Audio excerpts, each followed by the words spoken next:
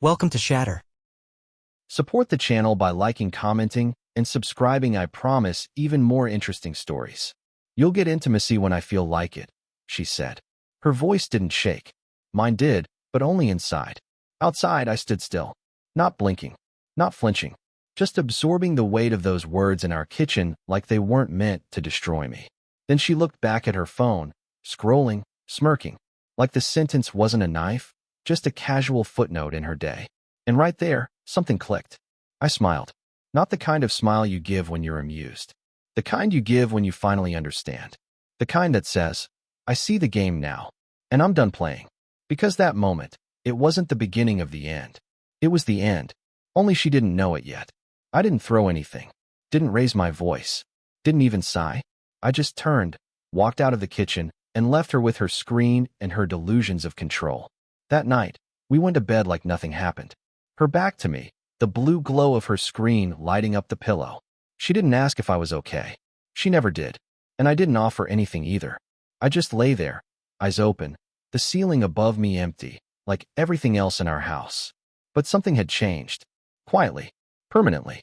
I wasn't lying there wondering how to fix it anymore. I was planning my exit. The slow kind. The strategic kind. The kind she wouldn't even notice until it was too late. In the morning, I left before she woke up. Didn't brew her coffee like I used to.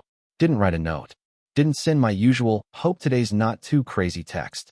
Instead, I sat in my car and let silence wrap around me like armor. Not because I was angry, but because I was done. Done being the man she saw as optional. Done begging for affection from someone who rationed it like a reward. Done reaching across a cold bed for a woman who thought my loyalty made me weak. She thought I wouldn't leave because I hadn't yet. She thought my silence was surrender. But she didn't know silence is where I start. And this time, when I pulled away, it wouldn't be a warning. It would be a disappearance. One she wouldn't see coming. Until the locks changed, the bank accounts closed, and the version of me she took for granted never walked through that door again. She didn't notice anything the first day. Maybe not even the second. I kept things normal, on the surface. Same breakfast, same morning routines. I poured my own coffee, left hers untouched. No morning kiss, no checking the thermostat she always complained about. She mentioned it, offhand, while tying her hair up. Did you forget the heat again? I didn't answer.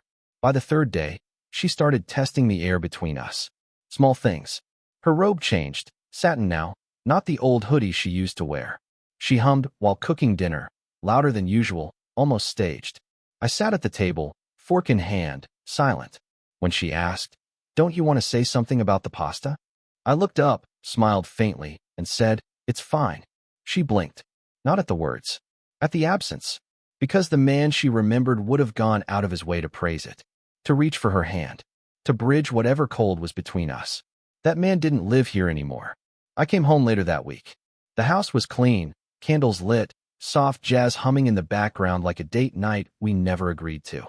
She greeted me at the door with lipstick on. Said, I thought maybe we could eat together tonight. I nodded. Ate silently. Cleared my plate. Didn't stay to talk. Upstairs, I heard her moving around. Slower now, footsteps hesitant. She wasn't sure what had changed. Only that something had. By the weekend, I was up early, gone before she opened her eyes. Gym at 6. Brunch alone.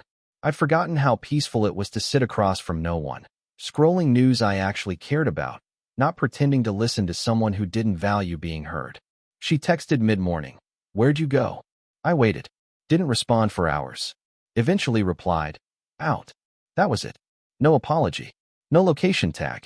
No opening for conversation. She sent a thumbs up. That fake kind. The one that masks confusion. That night, I came home to the smell of her perfume. Too much. The dress she wore? I hadn't seen it since our anniversary 2 years ago. She was trying to summon a version of us that she'd long buried. But I didn't react. Didn't ask where she was going. Didn't compliment her. And that silence? It rattled her. Because it meant she no longer dictated the atmosphere. She was no longer the gravitational pull. I'd become uncentered, unfazed, unreachable. She used to weaponize distance. Now she was choking on it. And I hadn't even raised my voice. By the end of that second week, the silence had settled into something colder than distance. It wasn't neglect. It was a design. Every pause, every shrug, every unanswered look. I was crafting my exit without a word, and she was starting to feel it. She asked if I wanted to join her for a movie night. Said it casually, like old times. I said I was tired. Truth was, I wasn't. I just didn't want to sit beside someone who made my presence feel like a burden for years. Let her feel what it's like to ask for connection and hear nothing back. Later, I found her scrolling photos from our last vacation, the one where I paid for everything and she posted like she was solo. She glanced at me as if expecting a comment. I gave her none. The next morning, she left a note on the counter. Made your favorite breakfast. I tossed it in the trash. Not in anger. Just irrelevant. Too late. Kindness doesn't erase erosion. It only highlights the fact she once had the tools and chose not to use them. At work, I opened a separate bank account. Rerouted my direct deposit. Clean, silent moves. She wouldn't notice until the gaps became canyons. That evening, she asked if we could talk. Her voice was soft, uncertain. I nodded but said nothing. Let her speak. Let her fill the space with all the words I used to beg for. She talked about stress, confusion, burnout, needing to feel like herself again. Not once did she say my name. When she finished, she looked at me, waiting. I smiled. Said I understood. That's all. No anger. No demands. Just a wall of stillness she couldn't climb anymore. She cried that night. In the bathroom. Quietly. But I heard it. The sobs muffled by running water. She thought I was asleep. Thought I couldn't hear her finally break under the pressure of her own creation. I didn't get up. Didn't console her. This wasn't cruelty. This was consequence. She had built a world where I didn't matter. And now she was trying to survive inside it. Alone. She started texting more. Long messages. Nostalgic stories. Photos of our dog when he was a puppy. Songs we used to play in the car. I replied once. A single word. Nice. That was enough. Because nothing haunts someone like the echo of their own neglect finally returning in silence. The silence didn't scare her at first. She thought it was a tactic. That I'd break eventually. That I was pouting. Waiting for her to win. But she didn't understand. This wasn't about punishment. It was a quiet declaration of freedom. By week 3, the house felt different. She kept trying to force normal back into our routine, lighting candles, changing outfits, pretending to laugh at things on her phone like she used to when we were happy. But it was all off-key. Too loud. Too late. I came home one night and found her pacing the hallway. She straightened up when she saw me, asked if I wanted to go for a walk like we used to. I told her I had work to do. Then I went upstairs and organized files that didn't matter, just to be somewhere else. She stood outside the door for a full minute, then walked away. The next morning, the gym bag I left in the hallway was gone. She'd put it back in the closet, trying to be helpful, like she still had access to the small, shared parts of our life. She didn't. I moved it back. Deliberate. Unspoken. She started watching me more carefully. I could feel it when I moved through the room. Her eyes didn't wander anymore. They followed, waiting for a sign, for a thread to pull. But I didn't offer one. At dinner, she made my favorite dish. Set the table for 2. Candles again. I sat. Ate in silence. Didn't ask why she went through the effort. Didn't say thank you. Just finished my plate, placed my fork down, and got up. She stayed at the table, still holding her wine. When I passed her, she whispered, "Are we okay?" I looked at her for the first time in what felt like days, and said, "We will be." Then I walked away. She thought that meant hope, but I meant we, as in me.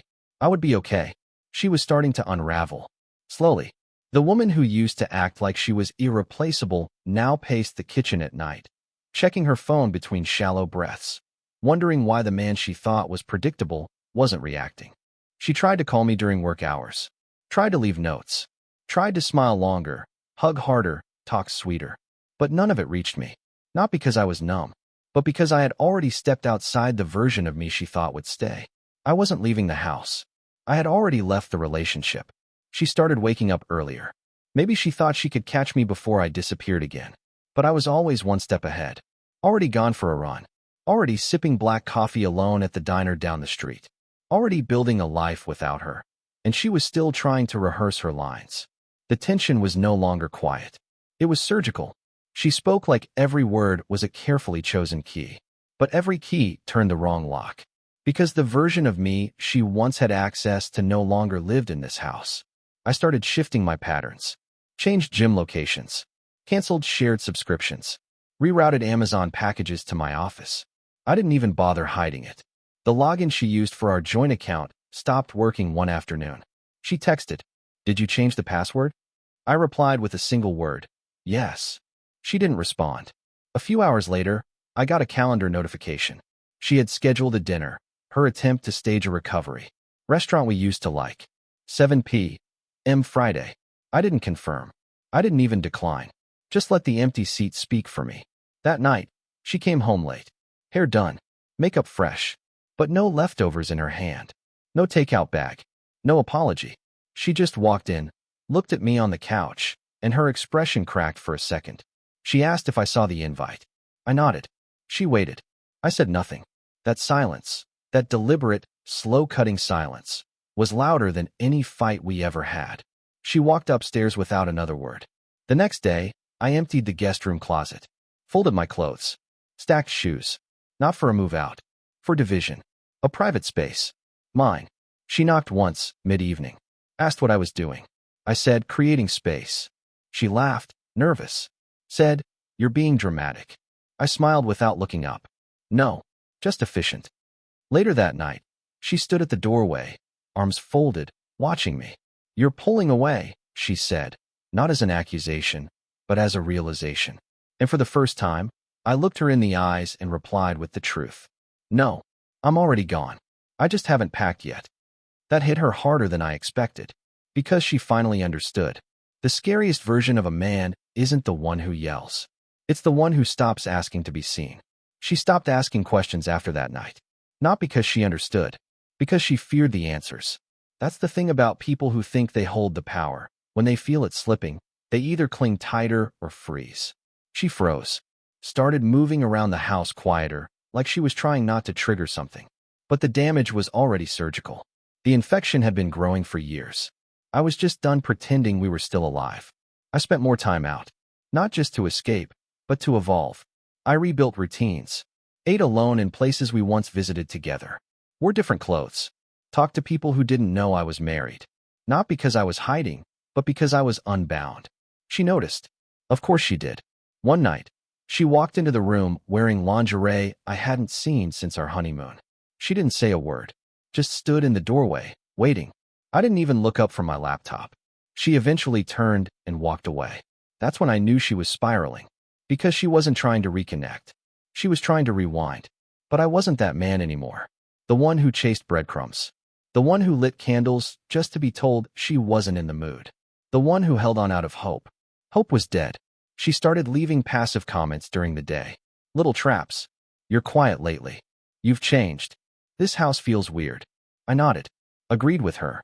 Confirmed everything. She wasn't prepared for that. She wanted me to protest. To reassure. To crack. But instead, I gave her what she asked for. Space, independence, freedom from being needed. She once said she didn't want to be anyone's emotional caretaker. I made sure she wouldn't be. And now, for the first time, she started noticing the silence in her own words. The echo in the rooms I used to fill. The way my absence didn't roar, it whispered. Slowly. Constantly. She texted me while I was in the same house. "Are we okay?" I saw it pop up, and let it sit unread. Because the truth was simple.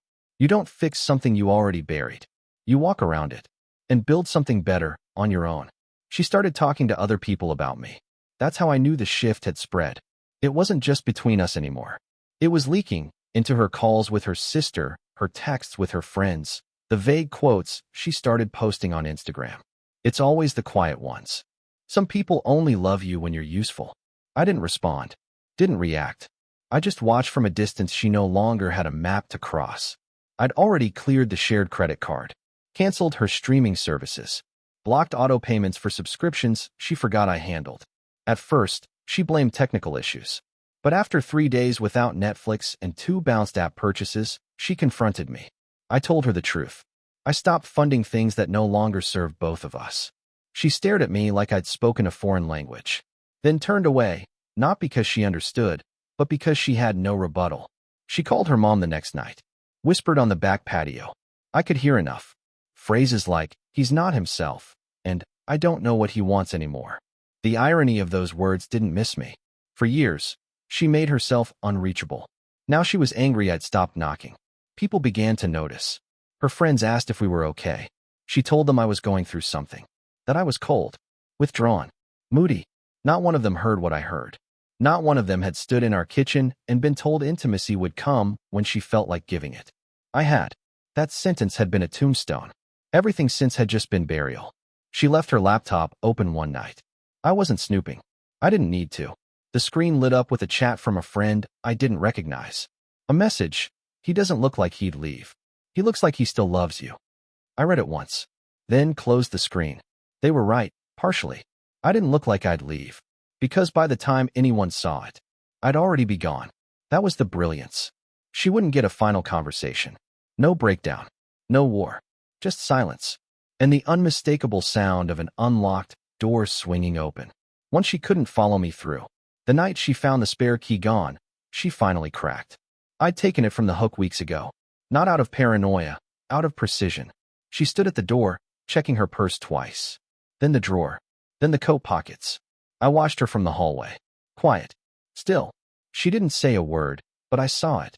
Panic, masked as confusion. She was realizing access was no longer a given. I didn't offer to help. Just walked past her. My silence wasn't cold. It was final.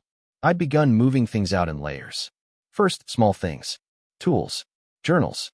Documents. Then, the deeper pieces. Photos and frames. College hoodies. The watch she gifted me 6 Christmases ago. It was methodical. Surgical. I wasn't erasing memories. I was reclaiming space. The day I transferred my name off the joint lease, she was out at brunch. I left the pen I used on the kitchen counter. Not as a threat. As a timestamp. Proof that this wasn't sudden. It was strategic. She asked that evening if I wanted to take a trip together. Clear our heads, she said. Reset. I nodded like I was considering it. She smiled, thinking she'd finally reopened a door. But the trip I had in mind was one way. The next morning, I removed the last photo of us from my office shelf. Packed it face down. She still hadn't noticed the drawer in the hallway was empty. No passport. No tax forms. No health records. They were already with me. Already somewhere else. By then, she was trying harder. Making coffee for both of us. Leaving notes again. Laughing at things she hadn't even heard. She called me babe one morning. Her voice cracked halfway through. I didn't correct her. Didn't return the word. She left it dangling in the air like a forgotten name. I knew she could feel it now. The unraveling wasn't passive anymore. It was visible. Palpable. Lethal. Every time she reached for the man she thought I still was, her hands came back empty. Because that version of me didn't live here anymore. She'd built a world where I didn't matter. And now, she was watching it collapse from the inside. And I hadn't even touched the walls.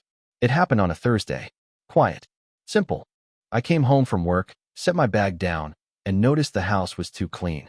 Too arranged. Like someone had been rehearsing an apology through interior design. Candles lit. Music low. Her in the kitchen, acting like routine could save her. She said we should talk. That she missed us. That she had been thinking.